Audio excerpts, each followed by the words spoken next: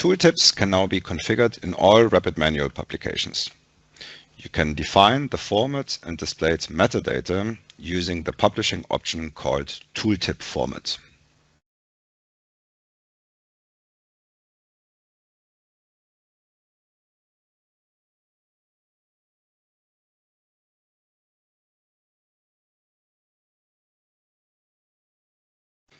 And you can select the appropriate metadata from the list of available ones.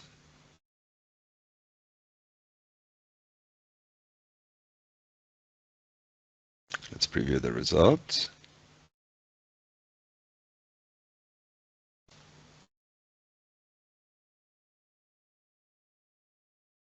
This is what the tooltips in our example now look like.